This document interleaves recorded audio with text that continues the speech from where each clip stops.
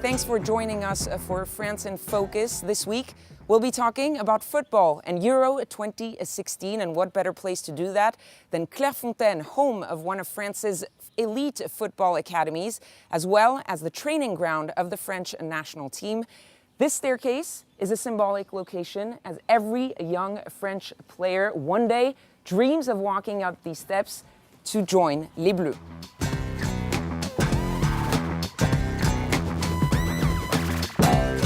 See how France prepared for this big event and if Les Bleus have a chance of winning the title this year. But first, let's kick off this edition with a look at some facts and figures about Euro 2016.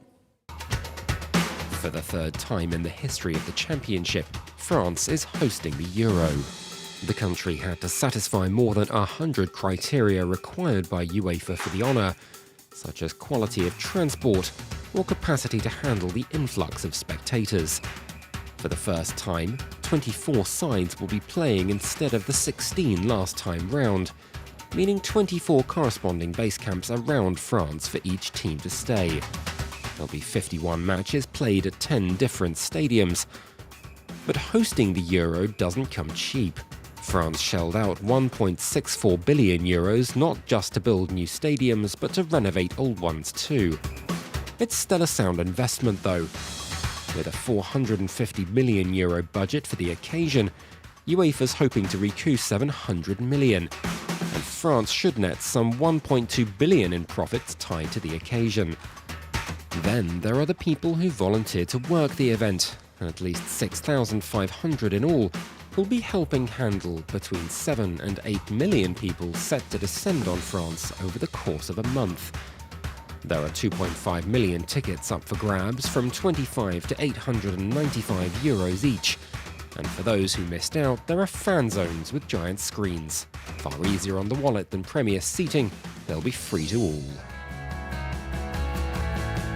We're here at the heart of the Clairefontaine residence in the living room, the Salon Aimé Jacquet, named after the coach that led the French national team to its one and only World Cup victory. This is where players relax in between training sessions and official games by playing foosball, pool, or even video games. And while Les Bleus have the luxury of staying in a familiar setting, all the other teams had to find a home away from home for the duration of the competition, much to the delight of local residents. Swedish, not French flags flying on the seafront in Pornichet. This small town of 10,000 inhabitants is preparing to host Zlatan Ibrahimovic and his teammates. They're home for the duration of the tournament, this 4-star hotel, where even the beds have been shipped from Sweden. They're going to install sports equipment in the lobby and a relaxation area on the patio. They're also going to come with their own menus. To have diligent staff is one thing, to have a training ground nearby is something else. Here on Ile de Ré, the Spanish team will have not one, but 2 camps. And these gardeners are hard at work, using the UEFA-approved lawnmowers. When they're here, there'll be one grass cutting session before and another after their training. So we'll be mowing every day. A system has been set up to prevent curious onlookers from peeping in. An all-encompassing tarpaulin. But a public training session has been arranged for the Reds on June the 13th. The island's little footballers are overjoyed. I hope we can play with them. We're going to see them for real. Right. Back in Pornichet, one word at a time, the school children are preparing ahead of the arrival of the Swedish team. Who's coming? Perfect. How would you greet him? We've learnt the flag, the capital, and some words. For example, the capital is Stockholm, or something like that. Pornichet has certainly gone out of its way to make Zlatan feel like he's playing on home ground.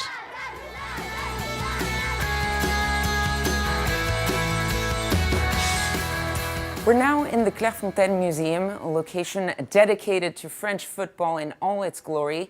You've got jerseys worn by players over the years. You've got pictures and videos of past successes.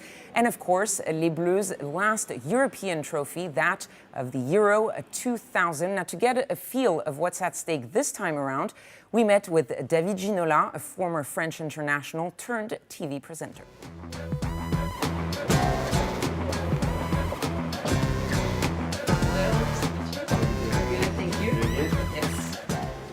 David Ginola, thank you for being with us to talk about this Euro 2016. Obviously now, today, you're a TV presenter, but during your playing career, you played in major European clubs, in France with PSG, in the Premier League in England with, among others, Tottenham. You also had 17 international caps with the French team. How do you compare playing for a big club and playing for your country wearing that jersey? It's still football, but for me, it's a major difference because when you play with your club, you obviously training day in, day out, week in, week out. It's all year long, and you're spending a lot of time with your teammates. Playing as an international, you don't spend much time together, so you don't have time to rehearse a lot of things. So that's probably the major difference, not really for the players, but for the manager itself, the one who is gonna bring the right things at the right time. And what does it mean for a player to be selected, to be playing for the country? Well, you need to be proud of it because it's just an honor for you to be there and standing in any stadiums thinking, well, I'm going to play for my country. So for the French, it's going to be even more emotional because they're playing at home. 18 years after the World Cup in France, that turned out pretty well, so it can be a blessing. Well, yes. But it can also be a curse. We've seen Brazil completely crashing at their own World Cup. Yep.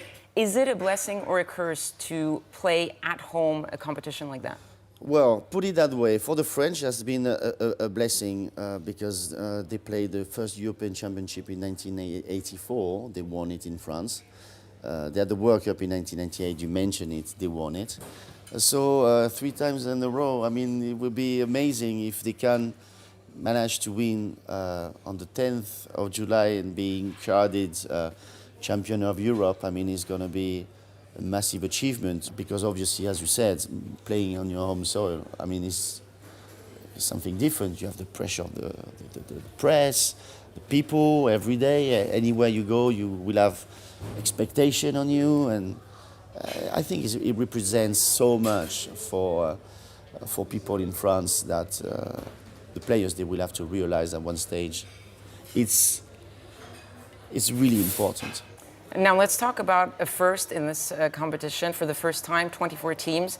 What do you think about this expansion? Has it made the competition a little bit less competitive because of, quote, smaller teams being present? No, I think it's great to extend to more teams, to have 24. I think is a great idea because you give an opportunity for some countries to be selected and to be qualified. Obviously, we will get the favorites: Germany, Italy, Spain, France, England, Belgium. But that's football, that's sport, that's all about beyond expectation. Well, talking about the favorites, obviously everyone's talking about Germany. Can they do the double, the World Cup and the Euro, like France, like Spain? Yes, they can. Of course they can. They got the talent, they got the quality. That's obvious to say that Germany is one of the favorites. But it would be interesting to see teams like Belgium, Spain. They got the revenge after the World Cup in Brazil. Well, let's flash forward, July 10th. Yeah. Who's in the final? France. Who lifts the trophy? France. I wish because we are a great nation of football and we are great people. See, we are all going down in the streets and kissing each other. It's not a question of colors, of religion. It's about being together as one. And I think it's only football who can do that. So if we can achieve that on the 10th of July, that would be amazing. Thank you very much. Cheers.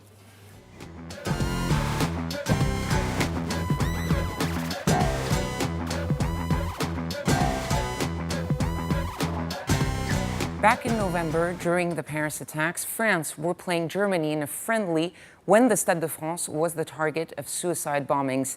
7 months later, with millions of people expected to attend games across France, security is on everyone's mind. Here's what French authorities have planned to keep the event safe.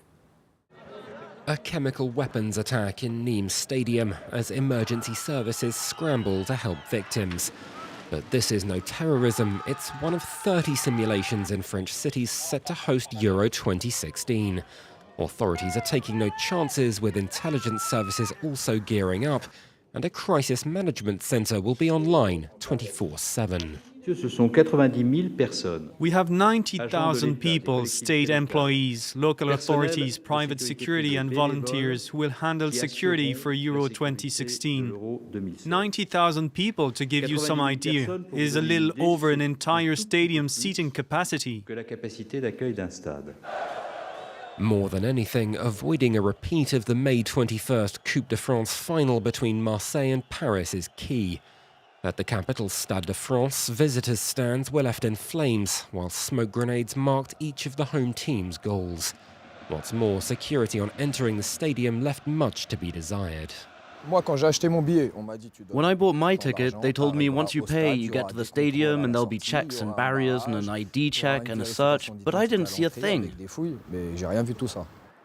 Another issue may be one of the proposed fan zones. Up to 8 million supporters are expected to pass through special areas where they can watch matches on giant screens.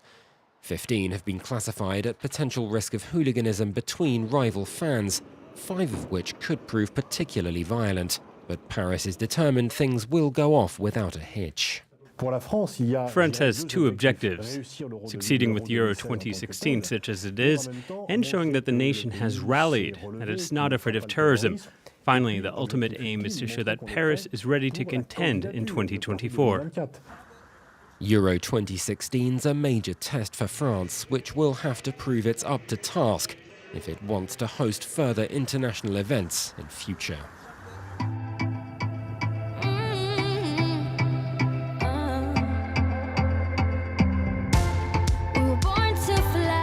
We wrap this edition of France in Focus here on the training pitch of Clairefontaine.